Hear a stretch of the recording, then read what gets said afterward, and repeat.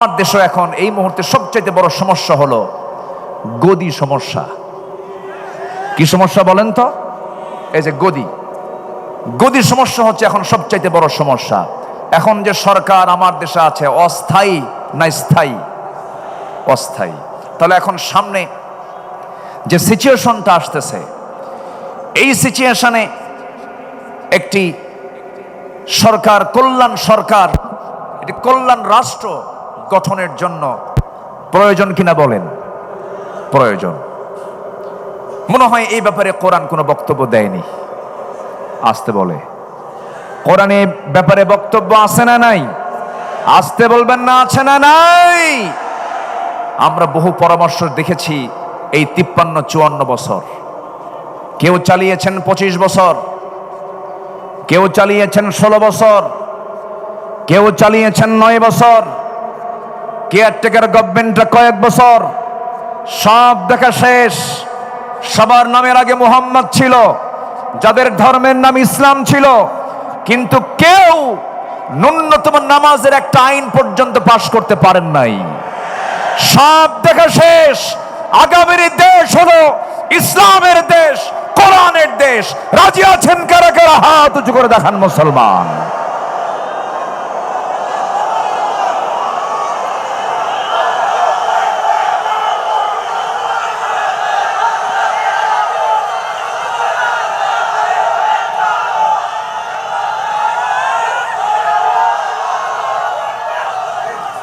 আল্লাহ কবুল করুন। জোরে বলে আমিন, আরো জোরে আমিন। মুক্ত মনে ভালো করে কথা বলতে দেয়নি 16 বছর। এই মঞ্চ থেকে আমি আব্দুল্লাহ আমিন, আমাকে কতবার যে ধরছে হিসাব নাই। মাহফিল শেষে প্রশাসন ধরে নিয়ে চলে গেছে থানায়। সম্মানিত বন্ধুগণ, অসংখ্য আলেমকে ধরে জেলখানায় তাদেরকে রাখা হয়েছে। বিশেষ করে একজন ব্যক্তির নাম না নিলে অনেক বড় কৃপণতা হয়ে যাবে। এই দেশের তাফসীর মাহফিল অঙ্গনের নক্ষত্র, কিংবদন্তি, সুপারস্টার, মরহুম মকবুর শহীদ আল্লামা দেলাওয়ার হোসেন সাইদ রাহিমাহুল্লাহ। সম্মানিত ভাইয়েরা, আলেমদের অবদান কি শুনুন, একটু বলি। 2009 সালে আমার জীবনের প্রথম হজ ছিল। আমি 2009 সালে হজে যাই। সেই বছর ছিল আল্লামা সাইদ রাহিমাহুল্লাহর জীবনের শেষ হজ। সেই হজ তার জীবনের শেষ হজ ছিল। রয়্যাল গেস্ট হয়ে তিনি গিয়েছিলেন হজে। মিনা, মুজদালিফা, আরাফা একই বছর হজে ছিলাম। হুজুরকে প্রশ্ন করা হলো, হুজুর দেশের অবস্থা খুবই খারাপ। টিপাই মুখে বাঁধের আন্দোলন তখন চলছিল সিলেটের দিকে। সেই সময়ে তাকে বলা হলো, দেশে আন্দোলন চলছে, ওইদিকে মামলাও রেডি হয়ে গেছে, ট্রাইব্যুনাল গঠন হচ্ছে, আপনার মনে হয় এই দেশেই থেকে যাওয়া ভালো হবে। সৌদি গভর্নমেন্ট আপনাকে নাগরিকত্বও দিবে, আপনি দেশে থেকে যান। উনি মুস্কি হাসি মেরে বললেন, সাইদি পালায়া থাকে না। কি সাইদি পালায়া থাকে না? আমার দেশ, আমার সংগঠন, আমার কর্মী, আমার নেতা বিপদে থাকবে, সাইদি পালায়া থাকবে বাইরে। এই চরিত্র রাসূল আমাকে শিখান নাই। উনি বাইরে থাকেন নাই।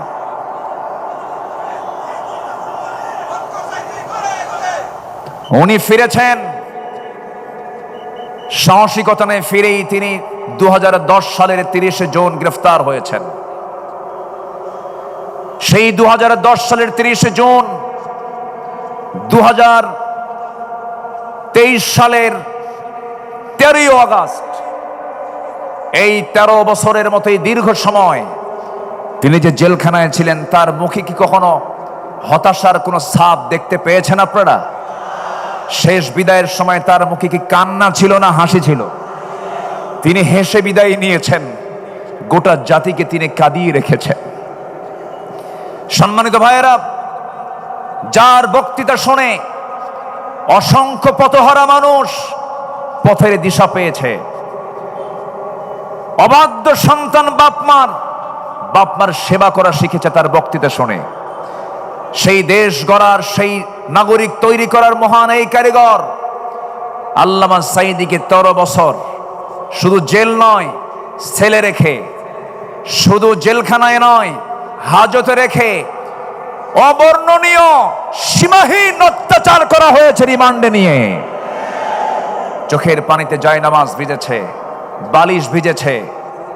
সম্মানিত ভাইয়েরা, সম্মানিত বন্ধুগণ, শেষমেশ এই পাশবিক শক্তি দিল্লির প্রেসক্রিপশনে চিকিৎসার নাম করে হসপিটালে নিয়ে ইমাম আবু হানিফার সেই একই পথ ধরে তাকে বিষ প্রয়োগ করে শহীদ করা হয়েছে।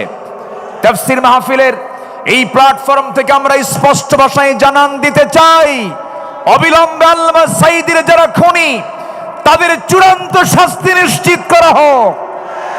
রাজি আছেন কারা কারা? হাত উঁচু করে দেখান মুসলমান।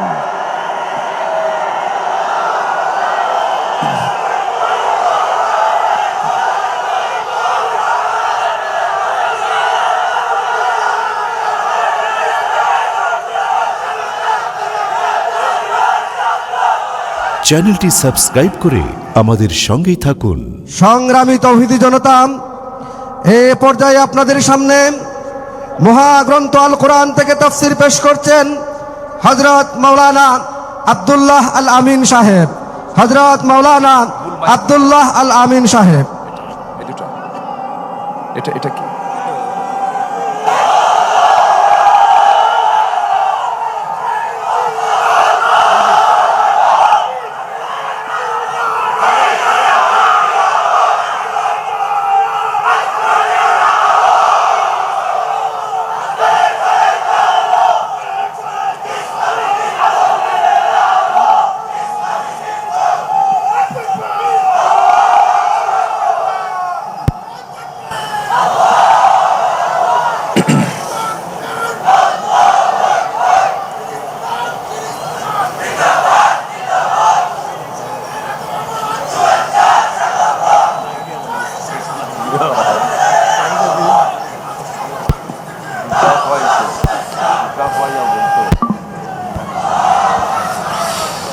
السلام عليكم ورحمة الله وبركاته.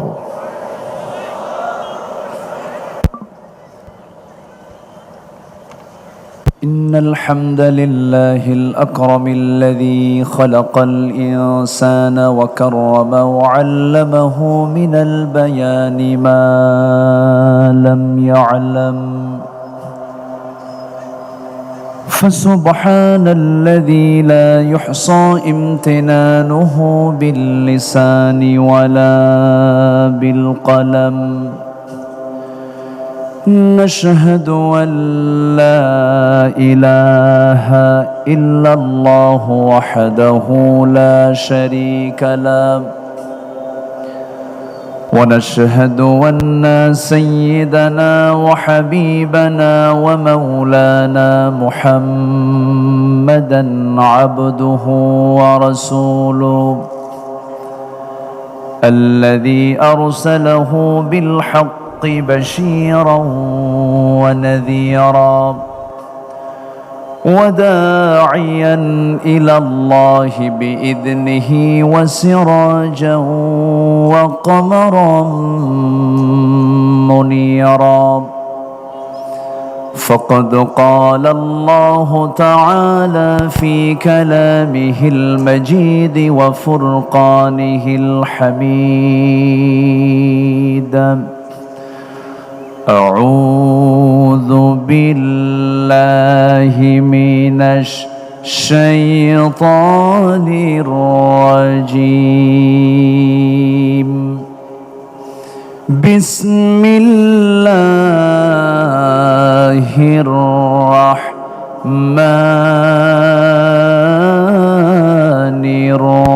الرحيم. شرع لكم من الدين ما وصى به نوحا والذي أوحينا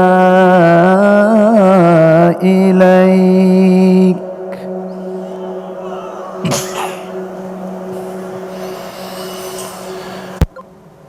أوحينا إليك وما وصينا به إبراهيم وموسى وعيسى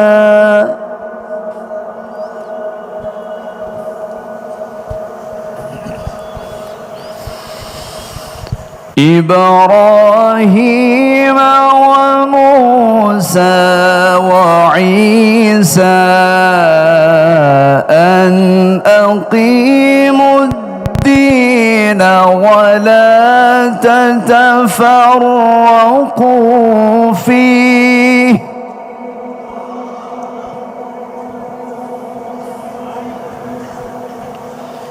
كبر على المشركين ما تدعوهم إليه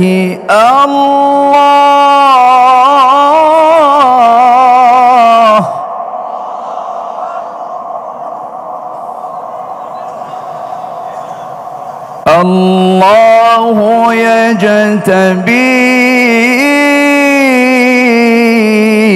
إليه من يشاء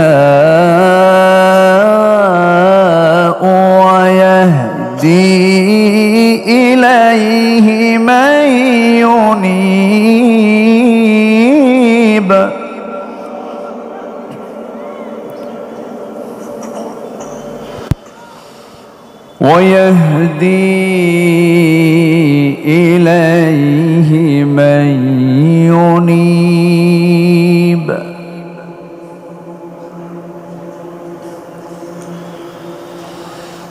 الله أكبر بسم الله الرحمن الرحيم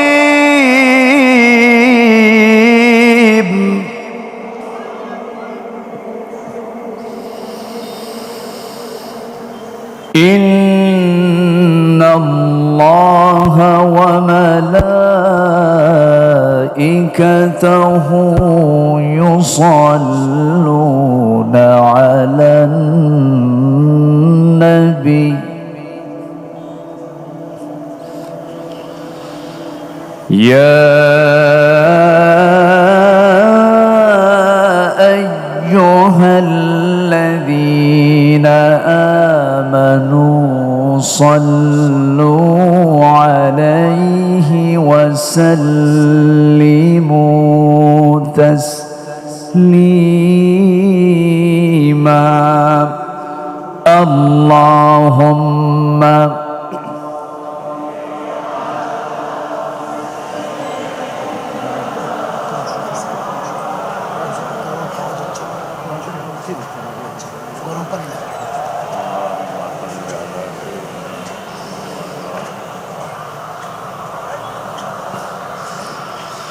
اللهم صل على محمد وعلى آل محمد كما صليت على إبراهيم وعلى آل إبراهيم إنك حميد مجيد اللهم بارك على محمد وعلى آل محمد كما باركت على إبراهيم وعلى آل إبراهيم إنك حميد مجيد الزمان خدمة القرآن সিলেট মাহফিল ইন্তেজামি কমিটি কর্তৃক আয়োজিত 3 দিনব্যাপী ঐতিহাসিক তাফসীরুল কোরআন মাহফিল 2025 প্রথম দিবসের আজকের এই মহৎ আয়োজনের সম্মানিত সুযোগ্য সভাপতি, আজকের মাহফিলের বরেণ্য অতিথিবৃন্দ, আঞ্জুমানে খেদমতে কোরআনের সম্মানিত সভাপতি মহোদয়, আমার বাম পার্শ্বে উপবিষ্ট বয়োবৃদ্ধ জ্ঞানবৃদ্ধ বিশিষ্ট ইসলামী চিন্তাবিদ মুহতারাম মাওলানা আব্দুল মতিন শাহবাগী হাফিজাহুল্লাহ, আমার ডান পাশে বসে আছেন নন্দিত আলেম দ্বীন উস্তাজুল আসাতিজা মুহতারামি মুকাররমি শেখ মাওলানা আব্দুস সালাম আল মাদানী হাফিজাহুল্লাহ। আমার পূর্বে কথা বলেছেন নন্দিত আলেম দ্বীন প্রথিতযশা খ্যাতনামা মুফাসসিরে কোরআন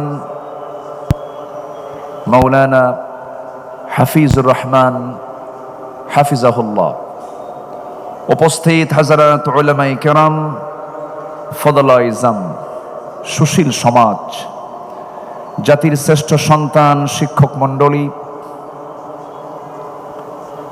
আজকের মাহফিলের প্রধান আকর্ষণ, যাদের কিনে আজকের এই মহৎ আয়োজন, সামনে উপস্থিত দূরে কাছের বিভিন্ন স্থান থেকে ছুটে আসা কালেমার ঝান্ডাবাহী, তাওহীদের পতাকাবাহী, দ্বীন ইসলামের নর শারদুল বীর মুজাহিদ, প্রাণ প্রিয় সম্মানিত দ্বীনী ভাইরা, আড়ালে বসে আছেন শ্রদ্ধেয়া সম্মানিতা মা বোনেরা। আলোচনার সূচনায় আনুষ্ঠানিকতার মধ্য দিয়ে আমার পক্ষ থেকে আবারও দিল খোলা সালাম, আসসালামু আলাইকুম ওয়া রাহমাতুল্লাহি ওয়া বারাকাতুহু।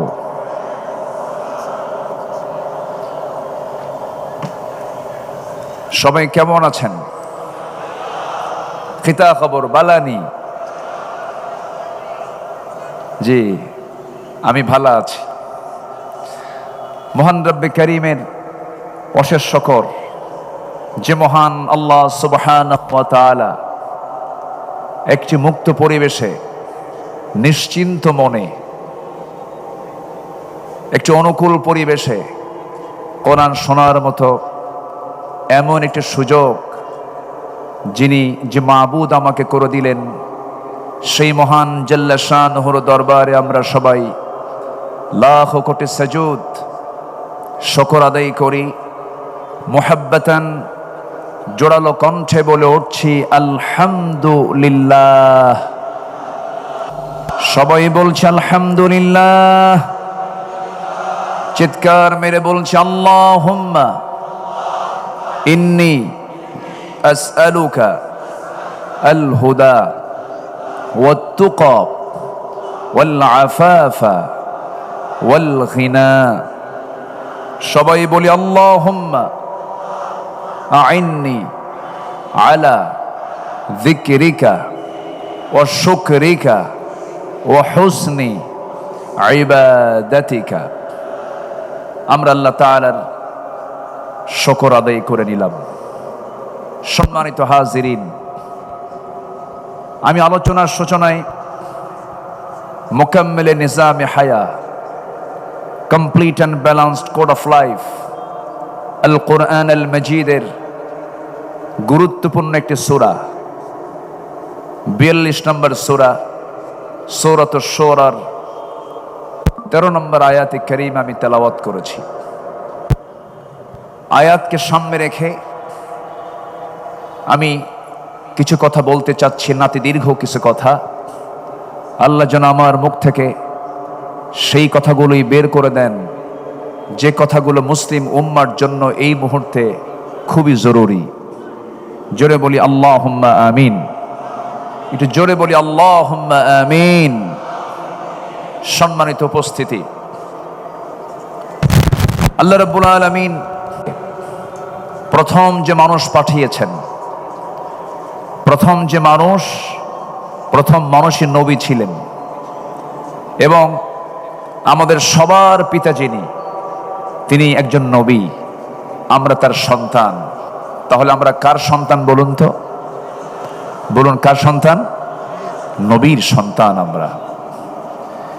সে আদম থেকে শুরু করে নিয়ে আমার রাসূল পর্যন্ত সাল্লাল্লাহু আলাইহি ওয়াসাল্লাম পর্যন্ত যত পয়গম্বর পৃথিবীতে এসেছেন, সবার দিন ভিন্ন ছিল না এক ছিল? বলেন, ভিন্ন ছিল না এক ছিল? সেই দিনের নাম কি? বলুন, সেই দিনের নাম কি? ইসলাম।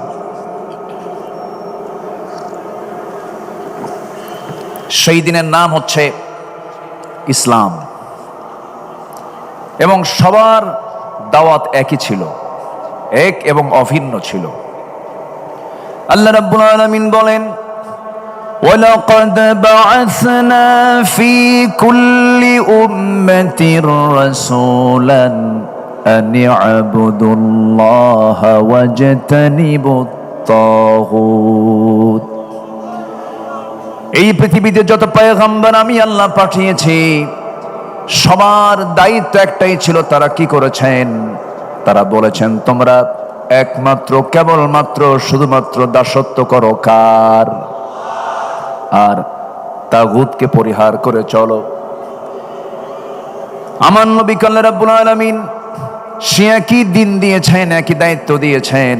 তার দায়িত্ব কি ছিল? সেই দায়িত্ব রাসূলকে বন্টন করেছেন। হুয়াল্লাযী আরসালা রাসূলাহু বিল হুদা ওয়া দীনিল হাক্কি লিইয়ুযহিরাহু আলাদ-দীনি কুল্লিহি ওয়া কাফা বিল্লাহি শাহীদা ওয়ালাউ কারিহাল মুশরিকুন। জোরে বলুন আল্লাহু আকবার। তিনি যেন কি করেন? পৃথিবীর সমস্ত তৈরি করা যত দিন আছে, এই পৃথিবীতে এখন প্রেজেন্ট ওয়ার্ল্ডের 70 থেকে 80টি হিউম্যান ল রয়েছে, মানব রচিত মতবাদগুলো রয়েছে। এই মানব রচিত মতবাদ নামক পচা বস্তাগুলো বহন করার মতো লোক আমার দেশেও কিছু পচা লোক আছে না নাই? আসতে বলবেন না, আছে না নাই? পৃথিবীর তৈরি করা যত হিউম্যান ল, এগুলো সব পচা বস্তা। এগুলো সব কি বস্তা? এই পচা বস্তা নিয়ে যারা চলে তারাও পচা। আমরা কোনো দিন মানি না কার দিন ছাড়া? সেই দিনের নাম কি? ইন্নাদ দীনা ইনদাল্লাহিল ইসলাম। আমি যেখান থেকে তেলাওয়াত করেছি, তেলাওয়াতকৃত সূরাটি হলো সূরাতুশ শুরার 13 নম্বর আয়াত। আল্লাহ পাক এই সূরাটা শুরু করেছেন প্রথমে হরুফে মুকাত্তাআত দুটো আয়াতে দিয়েছেন, 1 এবং 2 দুটাই হরুফে মুকাত্তাআত। আল্লাহ রাব্বুল আলামিন বলেন, হামিম আইন সিন কাফ কাযালিকা ইউহি ইলাইকা ওয়া ইলাল্লাযীনা মিন ক্বাবলিক আল্লাহুল আজিজুল হাকীম। জোরে বলুন আল্লাহু আকবার। হে রাসূল, আমি যেমন করে আমি আপনার প্রতি ওহী নাযিল করেছি, তেমন করে আপনার পূর্বের যারা এসেছেন তাদের কাছে ওহী নাযিল করেছি। অর্থাৎ এই কিতাবের পরিচয়টা আল্লাহ পাক আগে দিয়ে দিয়েছেন সূরার শুরুতে। অনেক সূরার শুরুতে আল্লাহ রাব্বুল আলামিন আগে এই কিতাবটা নিয়ে কথা বলেছেন। কোরআন যখন খুলবো আমরা, কোরআন খোলার সঙ্গে সঙ্গে ভূমিকা শেষ করে এই সূরা ফাতিহা হলো ভূমিকা, উম্মুল কিতাব, ফাতিহাতুল কিতাব। ভূমিকা শেষ করি আমরা যখন সূরাতে যখন চলে যাচ্ছি, আল্লাহ রাব্বুল আলামিন সেখানে হরফে মুকাত্তাআত প্রয়োগ করে বলছেন, যালিকাল কিতাবু লা রাইবা ফীহি হুদাল লিল মুত্তাকিন। এরকম করে আল্লাহ রাব্বুল আলামিন অনেক সূরার শুরুতে কোরআন সম্পর্কে আগে কথা বলেছেন। ইয়াসিনের দিকে তাকান, ইয়াসিন ওয়াল কুরআনিল হাকীম ইন্নাকা লামিনাল মুরসালিনা আলা সিরাতিম মুস্তাকিম। রহমানে চলে যান, আর রহমান আল্লামাল কুরআন খালাকাল ইনসানা আল্লামাহুল বায়ান। আরেক সূরা শুরুতে আল্লাহ রাব্বুল আলামিন বলছেন, إنا أنزلناه قرآنا عربيا لعلكم تعقلون জোরে বলুন আল্লাহু আকবার। আল্লাহ পাক আগে এই কিতাবের পরিচয়টা আগে তুলে ধরেছেন, কারণ পৃথিবীর সব কিতাব একরকম, এই কিতাবটা ভিন্ন রকম, স্বতন্ত্র একটি কিতাব। জোরে বলি সুবহানাল্লাহ। আপনি কোন দিক থেকে কিতাবকে নিতে চান? বিজ্ঞান থেকে দেখতে চান? এর মধ্যে বিজ্ঞান আছে। সাহিত্যিক সাহিত্য নেবে, সাহিত্য আছে। গবেষক গবেষণা নেবে, আছে। লেখক লেখা নেবে, তাও আছে। রাজনীতিবিদ রাজনীতি নেবে, তাও আছে। আইনজীবী আইন নেবে, আইনও আছে। বিচারপতি বিচার নেবে, বিচার আছে। শাসক শাসন নেবেন, আছে।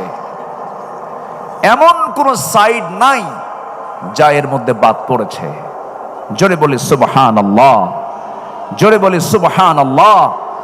এটি এমন কিছু কিছু তথ্য দেয় যা বিজ্ঞান হালে এসে এরা প্রমাণ করেছে, আবিষ্কার করেছে। যেরকম আল্লাহ রাব্বুল আলামিন তার কিতাবের যে প্রথম ওহীটা দিয়েছেন রাসূলকে, যেটা জাবালে নূর আল্লাহ পাক রাসূলকে উপহার দিয়েছেন। জাবালে নূর সেই গারে হেরার ভিতরে রাসূল 5 বছর ধ্যানমগ্ন ছিলেন। নবীর কাছে সেই ফেরেশতা আসলেন যে ফেরেশতা আগের সব নবীদের কাছে আল্লাহ পাক পাঠিয়েছিলেন। নবীর কাছে যে প্রথম ওহীটা নাজিল হলো, সেই 5টি আয়াতের ভিতরে আল্লাহ রাব্বুল আলামিন সায়েন্স নিয়ে কথা বলেছেন। আল্লাহ রাব্বুল আলামিন বলেন, যারা পারেন ঠোঁট মিলিয়ে বলুন, ইকরা বিসমি রাব্বিকাল্লাযী খালাক খালাকাল ইনসানা মিন আলাক ইকরা ওয়া রাব্বুকাল আকরামুল্লাযী আল্লামা বিল কলম আল্লামাল ইনসানা মা লাম ইয়ালাম। জোরে বলুন আল্লাহু আকবার। নবী হে, আপনি পড়ুন কার নামে? আসতে বলবেন না, কার নামে? যিনি মানুষকে সৃষ্টি করেছেন, যিনি মানুষকে সৃষ্টি করেছেন জমাট রক্ত থেকে, আলাক থেকে। এই আলাক শব্দটা হলো একটি বিশাল একটা শব্দ। আধুনিক দুনিয়াতে এমব্রায়োলজির তথ্যের মধ্যে আছে, একটা সায়েন্স এটা। আল্লাহ পাক এমব্রায়োলজি নিয়ে প্রথম ওহীর মধ্যে কথা বলেছেন। আলাক শব্দের অর্থ হচ্ছে ঝুলন্ত, যোগ সদৃশ কোনো বস্তুকে বোঝায়। এর অর্থ রক্তের জমাট বাঁধা যোগ বা কাদার কোনো পিণ্ড। পৃথিবী বিখ্যাত একজন ভ্রূণতত্ত্ববিদ, এমব্রায়োলজির উপরে যার বিশাল গবেষণা, এমন একজন গবেষক হচ্ছেন ডাক্তার কেইথ মুর। তিনি এই আয়াতটা আগে দেখেন নাই। যখন তিনি আয়াতটা দেখতে পেলেন, তাকে যখন দেখালো, এই আলাপ নিয়ে তিনি একটু গবেষণার গভীরে চলে গেলেন। তিনি গভীর মাইক্রোস্কোপিক বিশ্লেষণ করে দেখতে পান, ভ্রূণ প্রাথমিক পর্যায়ে একটি জোকের মতোই দেখায়। এরকম বিস্ময়কর সাদৃশ্য দেখে তিনি অভিভূত হন। পরে কোরআন থেকে আরো অনেক তথ্য উদ্ঘাটন করার পর 1982 সালে তার একটা বই দ্য ডেভেলপিং হিউম্যান পুনরায় প্রকাশ করেন, যেখানে কোরআন থেকে প্রাপ্ত জ্ঞান অন্তর্ভুক্ত করা হয়। তার এই বইটি বিশ্বব্যাপী পুরস্কৃত এবং মেডিকেল শিক্ষার্থীদের পাঠ্যপুস্তক হিসেবে ব্যবহৃত হয়। অবশেষে তিনি বলতে বাধ্য হয়েছেন, It has been a great pleasure for me to help clarify statements in the Quran about human development. Subhanallah. এবং তিনি বলেছেন, It is clear to me that these statements must have come to Muhammad from Allah. Allahu Akbar. Because almost all of this knowledge was not discovered until many centuries later. This proves to me that Muhammad sallallahu alaihi wasallam is a messenger of Allah. Allahu Akbar. সম্মানিত ভাইয়েরা, সম্মানিত বন্ধুগণ, এরকম করে হাজারো তথ্য কোরআন যা দিয়েছে, কিয়ামত গোটা দুনিয়ার সমস্ত মানুষ ভিক্ষুক ভিক্ষুকের মতো চেয়ে থাকবে। কোরআন দিয়ে পৃথিবীর কোনো কিছু যাচাই হবে, কিন্তু পৃথিবীর কোনো কিছু দিয়ে কোরআন যাচাই হবে না। আল্লাহু আকবার বলেন। মহাবিশ্বের এক চির বিস্ময় হলো কোরআন। আজকে সিলেটের আকাশে কি সূর্য উঠেছিল? সূর্য ছিল কি? ছিল। আমি ঢাকার আকাশে গতকাল সূর্য পাইনি। আকাশে মেঘ ছিল, কোথাও কোথাও বৃষ্টি হয়েছে। এই বৃষ্টি নাজিল করেন কে? আসতে বলবেন, এই বৃষ্টি নাজিল করেন কে? এই বৃষ্টিকে আল্লাহ তাআলা ডিসপ্লানে দেন না প্ল্যান করে দেন? বলেন বলেন, তার কোনো কিছু কি প্ল্যান ছাড়া আছে? না, সব কিছুই তিনি প্ল্যান মাফিক নাজিল করেন। এই আবহাওয়া বিজ্ঞান নিয়ে কোরআন কথা বলেছে। মেটেরোলজিক্যাল সায়েন্স, আবহাওয়া বিজ্ঞান নিয়ে মানুষ সারা জীবন অনেক চেষ্টা করেছে, ফিকির করেছে। 19-20 শতকের শেষ সময়ে এসে মানুষ কিছু তথ্য বের করেছে আকাশের এই মেঘটা নিয়ে। বিজ্ঞান গবেষণা করে বের করেছে, নিশ্চিত হয়েছে বৃষ্টির জন্য প্রথমে বায়ুর প্রবাহ, এরপরে মেঘের স্তূপীকরণ, এবং সেই ঘনীভবন থেকেই বৃষ্টির মূল রহস্য উন্মোচিত হয়। তবে বিস্ময়কর বিষয় হলো যে জটিল প্রক্রিয়াটি বিজ্ঞান বহু শতাব্দীর গবেষণার মাধ্যমে আবিষ্কার করেছে, তা 1500 বছর আগে আল্লাহ পাক কোরআনে কারীমের সূরা রুমের 48 আমরা আয়াতে তা বলে দিয়েছেন। জোরে বলি সুবহানাল্লাহ।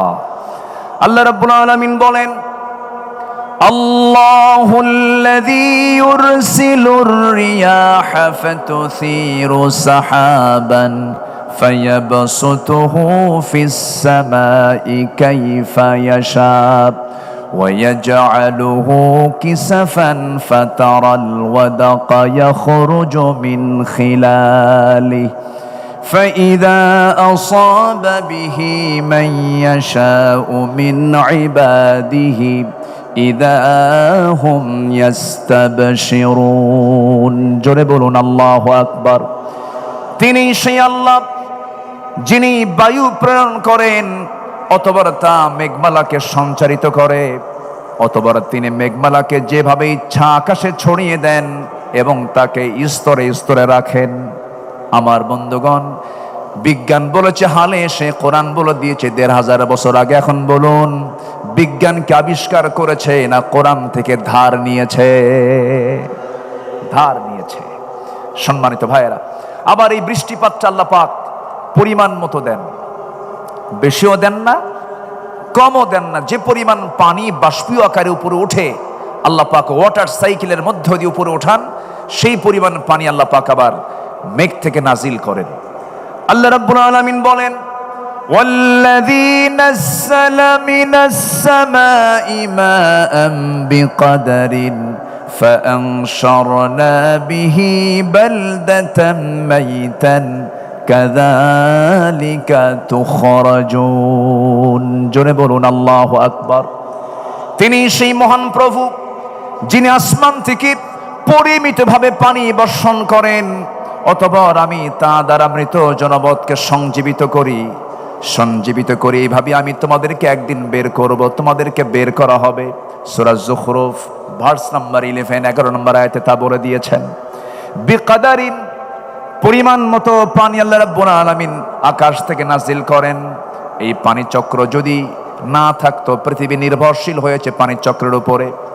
মানুষ দুনিয়ার সমস্ত টেকনোলজি, প্রযুক্তি ব্যবহার করেও পানির এই চক্রটি কৃত্রিমভাবে পুনরুৎপাদন করতে কখনো সমর্থ হবে না।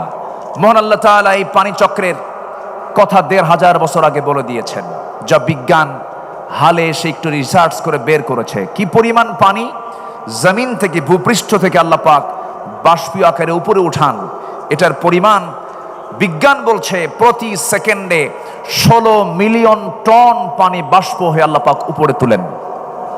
16 মিলিয়ন টন, যা বছরের পরিমাণ দাঁড়ায় হলো 513 ট্রিলিয়ন টনে। আল্লাহু আকবার। যদি এই বাষ্পীয় আকারে এই সিস্টেম পদ্ধতি যদি না থাকতো, সুপরিমিত আকার যদি আল্লাহ পাক সুপরিমিত ভাবে যদি নাজিল না করতেন, গ্রাউন্ড ওয়াটার লেভেল ক্রমশ নিচে নেমে যেত, সাস্টেইনেবল ওয়াটার ম্যানেজমেন্ট চ্যালেঞ্জের মুখে পড়তো, ভূগর্ভস্থ পানির স্তর কমে এগ্রিকালচারাল প্রোডাক্টিভিটি এবং আরবান ওয়াটার সাপ্লাই ব্যাপক সংকটের মুখে পড়ে যেত। এক সময় গ্রাউন্ড ওয়াটার রিজার্ভস কমে যেত, ফলে পুরো ইকোলজিক্যাল সিস্টেমের ভারসাম্য নষ্ট হয়ে প্রাণীর অস্তিত্ব ধ্বংসের মুখে পড়ে যেত। সব ম্যানেজমেন্টের দায়িত্ব কার? আসতে বলবেন না কার? সে আল্লাহ বলছেন, বান্দা এত কিছু আমি তোরে দেই, তুই আমার আইন মানিস না কেন? আমার দিন মানিস না কেন? যে মুসলমান নামাজ পড়বে আল্লাহর বিধান অনুযায়ী, রোজা রাখবে আল্লাহর বিধান অনুযায়ী, হজ করবে আল্লাহর বিধান অনুযায়ী, রসুলকে নামাজে মানবে, রোজায় মানবে, মিসওয়াকে মানবে, সুরমায় মানবে, ওযুতে মানবে, আতর সুরমায় মানবে, কিন্তু যে উম্মত রসুলকে দাঁত ভাঙ্গার সুন্নত মানবে না, যে রসুলকে রাষ্ট্রনায়ক হিসাবে মডেল বানাতে পারবে না, ওটা উম্মত নয়, ওটা ভণ্ড, ওটা প্রতারক। সম্মানিত ভাইয়েরা, দিনকে মানতে হবে আংশিক না পুরোপুরি। আসতে বলবেন না আংশিক না পুরোপুরি? পুরোপুরি মানতে হবে। পুরোপুরি মানার নাম হলো মুমিন। আল্লাহ রাব্বুল আলামিন বলেন, আফাতুমিনুনা বিবা'দিল কিতাবি ওয়া তাকফুরুনা বিবা'দ। তুমি কিতাবের কিছু অংশ মানবে, কিছু অংশ মানবে না, তার ফলাফল হলো খিজিয়ুন ফিল হায়াতিদ দুনিয়া, দুনিয়ার জিন্দেগিতে লাঞ্ছিত হবে, আখিরাতে তুমি ক্ষতিগ্রস্তদের অন্তর্ভুক্ত হয়ে যাবে। পুরোপুরি দিনকে মানতে হবে। আংশিক মানার নাম দিন নয়, আংশিক মানার নাম মুমিন নয়, পুরোপুরি মানতে হবে। আল্লাহ রাব্বুল আলামিন দিন হিসেবে যারা ইসলামকে না মানবে, আল্লাহ রাব্বুল আলামিন তাদের ব্যাপারে ক্লিয়ার কথা বলেছেন, ওয়া মাইয়াবতাগি গায়রাল ইসলামি দীনান ফালান ইউকবালা মিনহু ওয়া হুয়া ফিল আখিরাতি মিনাল খাসিরিন। দিন হিসাবে, জীবন বিধান হিসাবে ইসলামকে বাদ দিয়ে যারা অন্য কোনো তন্ত্র মন্ত্র ইজমকে গ্রহণ করবে, আল্লাহ রাব্বুল আলামিন বলছেন তার কোনো কিছু আমি আল্লাহ রাব্বুল আলামিন কখনো কবুল করব না। নাউজুবিল্লাহ।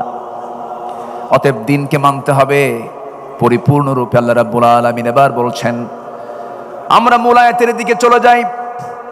আল্লাহ রাব্বুল আলামিন বলেন সূরা শুরা 13 নম্বর আয়াত, আল্লাহ রাব্বুল আলামিন বলছেন, শারা'a লাকুম মিনাদ-দীনি মা ওয়াসসা বিহি নূহান ওয়াল্লাযী আওহায়না ইলাইকা ওয়া মা ওয়াসাইনা বিহি ইব্রাহিমা ওয়া মূসা ওয়া ঈসা আন আকিমুদ-দীনা ওয়া লা তাতাফাররাকু ফীহি كبر على المشركين ما تدعوهم إليه الله يجتبي إليه من يشاء ويهدي إليه من ينيب। জোরে বলুন আল্লাহু আকবার।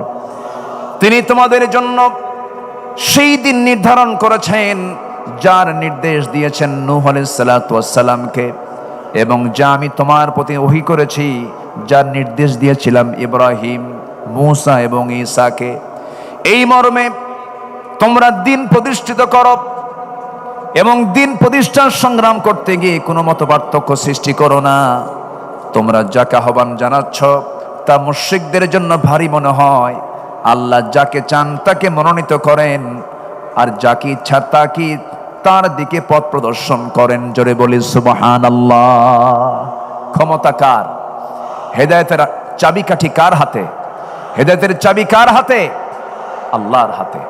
সম্মানিত ভাইয়েরা, প্রেজেন্ট বাংলাদেশ শুধু নয়, গোটা পৃথিবীতে 2 শতাধিক কান্ট্রি আছে। প্রত্যেকটা দেশের, গোটা পৃথিবীতেই একটা বিষয়ে বড় ক্রাইসিস আমরা লক্ষ্য করি, সেটা হলো আমার দেশে এখন এই মুহূর্তে সবচেয়ে বড় সমস্যা হলো গদি সমস্যা। কি সমস্যা বলেন তো? এই যে গদি সমস্যা হচ্ছে এখন সবচেয়ে বড় সমস্যা।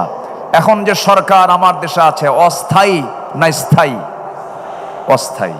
তাহলে এখন সামনে যে সিচুয়েশনটা আসতেছে, এই সিচুয়েশনে একটি সরকার, কল্যাণ সরকার, এটি কল্যাণ রাষ্ট্র গঠনের জন্য প্রয়োজন কিনা বলেন? প্রয়োজন। মনে হয় এই ব্যাপারে কোরআন কোনো বক্তব্য দেয়নি। আসতে বলে, কোরআনে ব্যাপারে বক্তব্য আছে না নাই? আসতে বলবেন না, আছে না নাই? আমরা বহু পরামর্শ দেখেছি এই 53-54 বছর। কেউ চালিয়েছেন 25 বছর, কেউ চালিয়েছেন 16 বছর, কেউ চালিয়েছেন 9 বছর, কেয়ারটেকার গভর্নমেন্টটা কয়েক বছর। সব দেখা শেষ। সবার নামের আগে মুহাম্মদ ছিল, যাদের ধর্মের নাম ইসলাম ছিল, কিন্তু কেউ ন্যূনতম নামাজের একটা আইন পর্যন্ত পাশ করতে পারেন নাই। সব দেখা শেষ। আগামীর দেশ হলো ইসলামের দেশ, কোরআনের দেশ। রাজি আছেন কারা কারা? হাত উঁচু করে দেখান মুসলমান।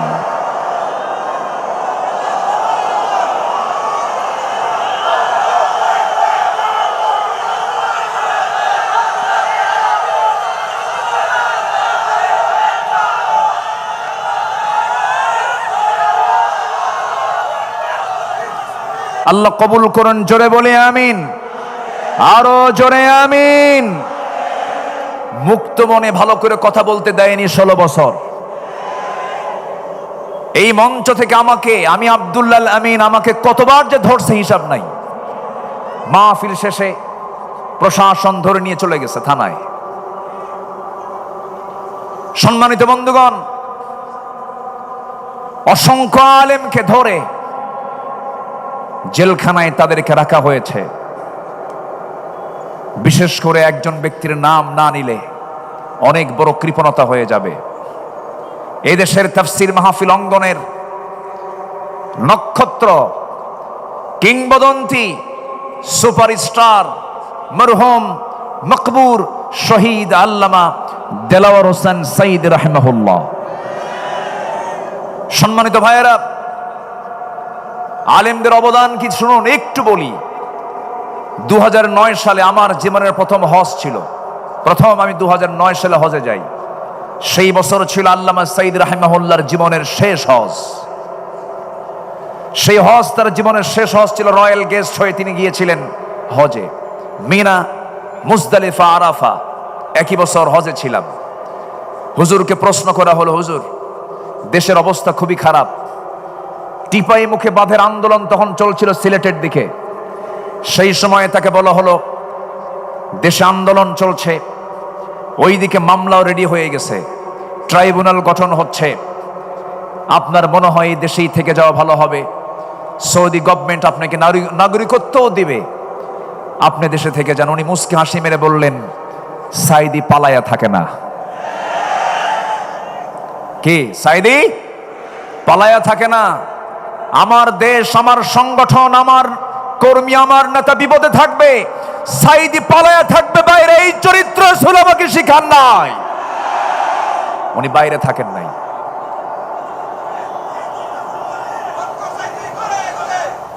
উনি ফিরেছেন সাহসিকতা নিয়ে। ফিরেই তিনি 2010 সালের 30 জুন গ্রেফতার হয়েছেন। সেই 2010 সালের 30 জুন 2023 সালের 13 আগস্ট, এই 13 বছরের মতোই দীর্ঘ সময় তিনি যে জেলখানায় ছিলেন, তার মুখে কি কখনো হতাশার কোনো ছাপ দেখতে পেয়েছেন আপনারা? শেষ বিদায়ের সময় তার মুখে কি কান্না ছিল না হাসি ছিল? তিনি হেসে বিদায় নিয়েছেন। গোটা জাতিকে তিনি কাঁদিয়ে রেখেছেন। সম্মানিত ভাইয়েরা, যার বক্তৃতা শুনে অসংখ্য পথহারা মানুষ পথের দিশা পেয়েছে। অবাধ্য সন্তান বাপমার সেবা করা শিখেছে তার বক্তৃতা শুনে। সেই দেশ গড়ার, সেই নাগরিক তৈরি করার মহান এই কারিগর আল্লামা সাইদিকে 13 বছর শুধু জেল নয়, ছেলে রেখে, শুধু জেলখানায় নয়, হাজতে রেখে অবর্ণনীয় সীমাহীন অত্যাচার করা হয়েছে রিমান্ডে নিয়ে। চোখের পানিতে জায়নামাজ ভিজেছে, বালিশ ভিজেছে। সম্মানিত ভাইয়েরা, সম্মানিত বন্ধুগণ, শেষমেশ এই পাশবিক শক্তি দিল্লির প্রেসক্রিপশনে চিকিৎসার নাম করে হসপিটালে নিয়ে ইমাম আবু হানিফার সেই একই পথ ধরে তাকে বিষ প্রয়োগ করে শহীদ করা হয়েছে। তাফসীর মাহফিলের এই প্ল্যাটফর্ম থেকে আমরা স্পষ্ট ভাষায় জানান দিতে চাই, অবিলম্বে আল্লামা সাঈদীর যারা খুনি তাদের চূড়ান্ত শাস্তি নিশ্চিত করা হোক। রাজি আছেন কারা কারা? হাত উঁচু করে দেখান মুসলমান।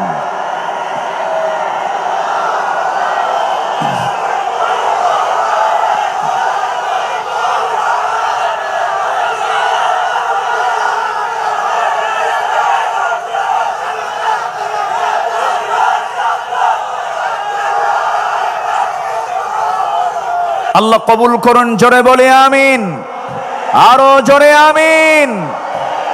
আমার বিশ্বাস আল্লামা সাঈদীর সুরেই কথা বলতে চাই। উনি বলেছেন গোটা পৃথিবীর মধ্যে একমাত্র বাংলাদেশেই ইসলামী হুকুমত কায়েম হওয়ার জন্য একটা উর্বর জমিন, এটা বাংলাদেশ। এই জমিন আল্লাহর দিন কায়েম হবে, জোরে বলি ইনশাআল্লাহ, আর জোরে বলি ইনশাআল্লাহ। আসুন আমরা বর্তমান দেশের যে সংকট, একটি কল্যাণ রাষ্ট্র, ইসলামী রাষ্ট্র গঠনে রাসূলুল্লাহর আদর্শ কি ছিল এবং আমাদের করণীয় কি, এই বিষয়ে কিছু কথা বলতে চাচ্ছি। শুনবেন? রাজি আছেন তো? কিন্তু সময় তো কম, আমাকে শেষের দিকে যেতে হচ্ছে আস্তে আস্তে। আমি খুব বেশি সময় আর পাবো না, আমি খুব দ্রুত শেষ করে দেব। মাহফিল কমিটিকে ধন্যবাদ। এক যুগেরও বেশি সময় ধরে আঞ্জুমানে খেদমতে কোরআনের এই মাহফিল হতে দেয়নি ফেরেশতারা। ফেরেশতারা বলবো না, ফেরেশতাই তো বলবো। ফেরেশতা দেখা যায় না, ওদেরও তো এখন দেখা যায় না, ওরা তো নাই। অযোগ্য, ব্যক্তিত্বহীন নেতৃত্ব ছিল বিগত সময়ে, যাদের মুখের ভাষা ছিল হলো মূর্খদের মতো, ব্যক্তিত্বহীনদের মতো। প্রায় প্রায় বলতো খেলা হবে, বলতো না, বলতো না? এই জাতীয় বক্তব্য কি একজন সচেতন ব্যক্তির মুখ থেকে বের হতে পারে? মান কানা ইউমিনু বিল্লাহ ওয়াল ইয়াউমিল আখির ফালইয়াকুল খায়রান আও ইয়াসমুত। যে ব্যক্তি আল্লাহর প্রতি বিশ্বাস করবে, পরকালকে বিশ্বাস করবে, সে যদি কোনো কথা পায় ভালো কথা বলবে, যদি কথা না পায় চুপ থাকবে। চুপ থাকাটাও নাজাত। বহু লম্বা সময় আমার নবী মাঝে মাঝে চুপ থাকতেন, কোনো কথাই বলতেন না। যত কথা কম যার জীবনে, গুনাহ তার জীবনের সবচাইতে কম। ইসলামী রাষ্ট্র গঠনের রাসূলের আদর্শ কি ছিল? নাম্বার 1, আমার নবীজির ইসলামী রাষ্ট্রের 1 নম্বর দিক ছিল হলো, তিনি যা প্রতিষ্ঠা করেছেন এর মধ্যে 1 নম্বর হলো তাওহীদকে তিনি প্রতিষ্ঠা করেছেন। জোরে বলি সুবহানাল্লাহ। কি প্রতিষ্ঠা করেছেন? তাওহীদ। আল্লাহ রাব্বুল আলামিন বলেন, কুল ইন্নামা ইউহি ইলাইয়া আন্নামা ইলাহুকুম ইলাহুন ওয়াহিদ ফাহাল আনতুম মুসলিমুন। সূরাতুল আম্বিয়া 108 নম্বর আয়াত।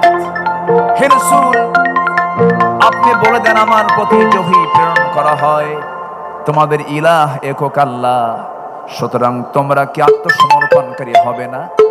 প্রশ্ন করা হচ্ছে, রাসূলকে এই কথা বলে দেওয়া হলো। নবীজি মক্কার মাটিতে মার খেয়েছেন না মার দিয়েছেন? বলেন বলেন বলেন, মার খেয়েছেন না মার দিয়েছেন? আর মদিনার মাটিতে এসে মার খেয়েছেন না মার দিয়েছেন? তাহলে দিনের জন্য মায়ের খাওয়াও সুন্নাত, মায়ের জোরে মায়ের মায়ের দেওয়াও সুন্নাত। রাসূলকে হাতে অস্ত্র নেননি, হাতে অস্ত্র নেননি, ঘোড়ায় চড়েন নাই, লৌহ বর্ম পরিধান করেন নাই, বর্ষা হাতে নেন নাই। আমার নবীর ঘরের ফার্নিচার ছিল হলো বর্ষা, তরবারি। আমার নবীর ঘরের ফার্নিচার ছিল এগুলো। সম্মানিত ভাইয়েরা, আমার নবীজি শিরককে মূলোৎপাটন করেছেন এবং তিনি বলেছেন, বয়স্তু কাসরাতিল আসনাম, মূর্তিকে চুরমার করে দেওয়ার জন্য আল্লাহ তাআলা আমাকে দুনিয়াতে পাঠিয়েছেন। আল্লাহু আকবার বলেন। আবার ভুল বুঝবেন না, আব্দুল আল আমিন আজকে বলে গেছে মূর্তি যা আছে সব ভেঙে ফেলো, এটা আবার উল্টা বুঝবেন না। এখানে আমার নবীজি যখন মক্কার বাসিন্দা ছিলেন 13 বছর, ওই 13 বছর আমার নবীজি মক্কার ভিতরে ওই কুরাইশদের সাজানো 360টা মূর্তি তারা কাবার ভিতরে পর্যন্ত রেখেছিল। রাসূল সরাতে পারেন নাই, কারণ সেই সময় তার হাতে কোনো ক্ষমতা ছিল না। তখন মক্কার সিটি মেয়রও ছিল Abu Jahl. City mayor K ছিল? আবু জেহেল। রাসূল পারেন নাই। আমার নবীজি ডোর টু ডোর কালিমার দাওয়াত দিতে লাগলেন।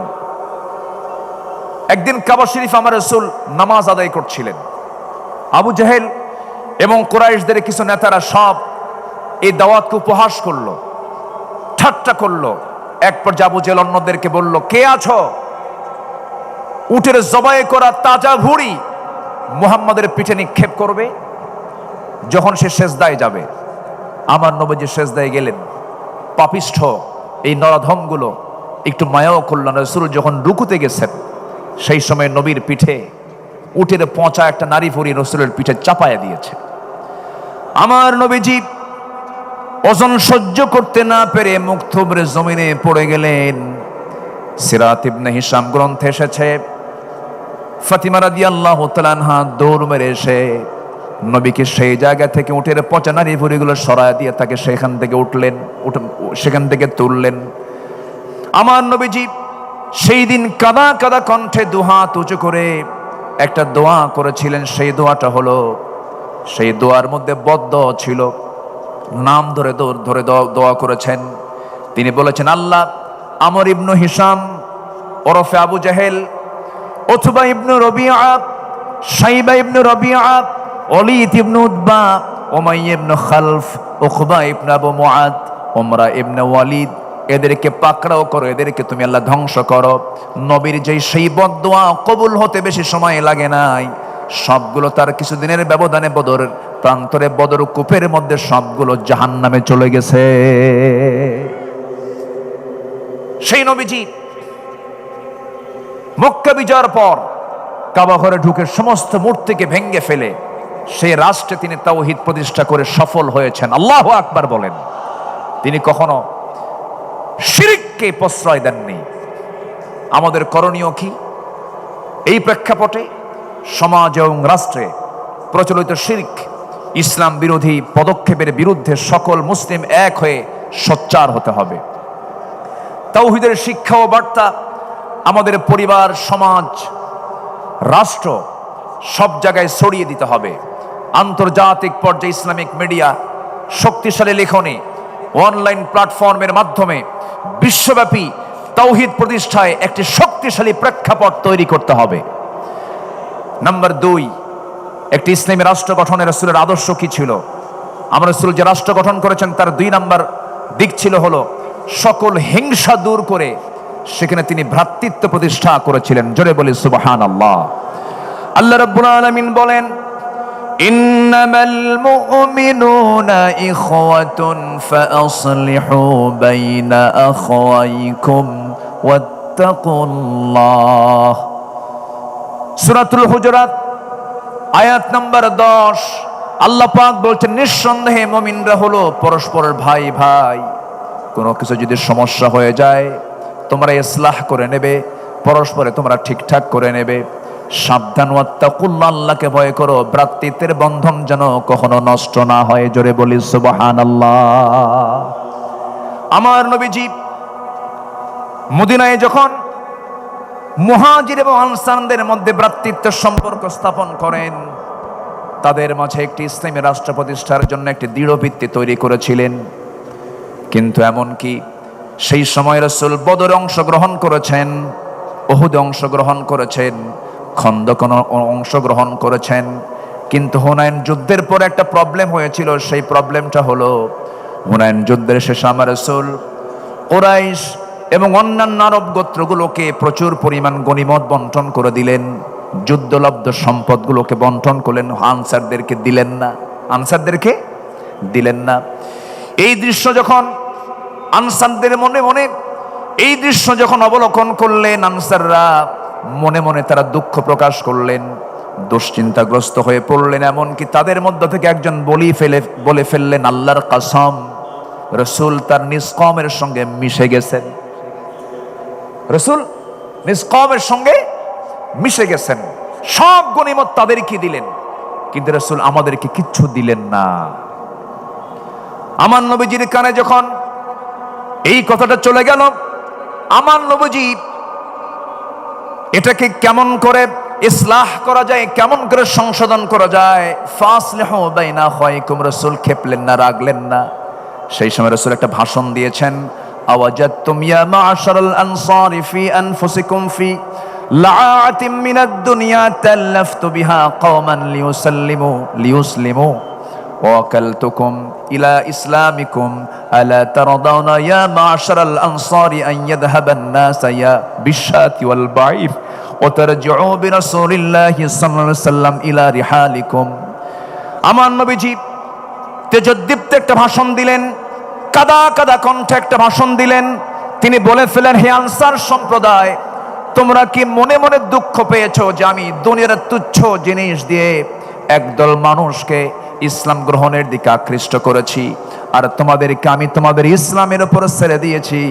হে আনসার সম্প্রদায়, তোমরা কি সন্তুষ্ট নও যে অন্যরা ভেড়া উট নিয়ে ফিরে যাবে, আর তোমরা আল্লাহ রাসূলকে নিয়ে তোমাদের ঘরে ফিরে যাবে? সব চলে গেছে উট ভেড়া নিয়ে, আর তোমরা আনসার, আমি রাসূল, আমাকে নিয়ে তোমরা ঘরে চলে গেছো। সাহাবে কেরামদের ভিতরে একটা উজ্জীবিত ভাব চলে আসলো, হুজুর আমরা ভুল বুঝে এমন মন্তব্য করেছি, আমাদেরকে মাফ করুন। রাসূলকে এখানে সংকট সৃষ্টি করলেন না সমাধান করলেন? সমাধান করলেন। আমাদেরও করণীয় আছে, আমরা কি ঐক্য বিনষ্ট করবো না, কোন পীরকে গালি দেবো না। আমরা হক্কানি পীর, এই যে বাবা বসে আছেন আব্দুল করিম শাহবাগী হাফিজাহুল্লাহ, আমি তাকে খুব সম্মান করি, উনিও তো পীর। কিন্তু আমার দেশে কিছু দরবার আছে, যে দরবারের থেকে এমন ভাষা আসে, যে ভাষা আসে নাস্তিকদের ভাষার মতো। এরকম কিছু দরবার আছে না? নয়।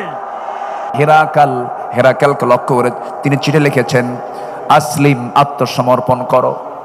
এই যে জোরালো একটা চিঠি তার কাছে লিখে দিলেন রোম সম্রাট হেরাক্লিয়াস।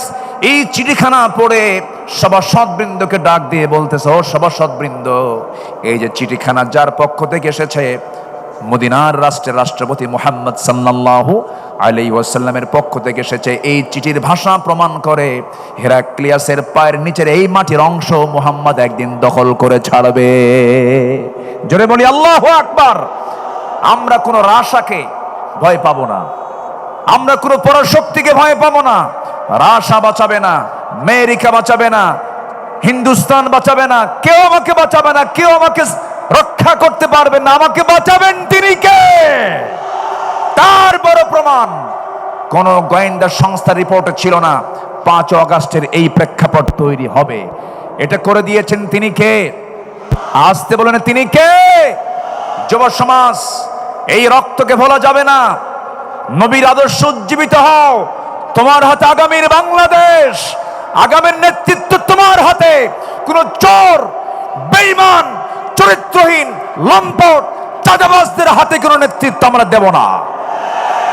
আল্লাহ কবুল করুন। জোরে বলে আমিন, আরো জোরে আমিন।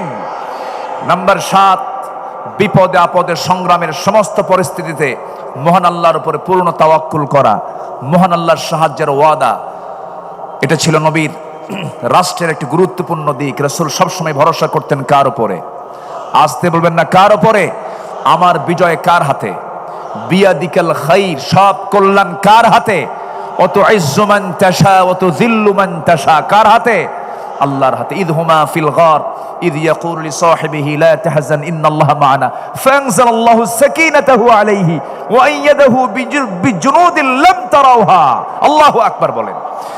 সম্মানিত ভাইয়েরা, সময় কম, আমি সামারাইজ করে বলছি। নাম্বার 8, ন্যায়ের পথে নিজেকে অবিচল রাখা। পরিবার ও সমাজে ন্যায় শৃঙ্খলা প্রতিষ্ঠা করা ছিল রাসূলের রাষ্ট্রের একটি গুরুত্বপূর্ণ নীতি, একটি মূল নীতির একটা অংশ ছিল। আমরাও এদিকে খেয়াল করব। জোরে বলি ইনশাআল্লাহ। নাম্বার 9 হচ্ছে পরামর্শ ভিত্তিক নেতৃত্ব। নেতৃত্ব হবে একক না পরামর্শের ভিত্তিতে? বলেন, আমার রাষ্ট্রের, আমার রসুলের রাষ্ট্রের একটি গুরুত্বপূর্ণ অংশ ছিল। রসুল এমনকি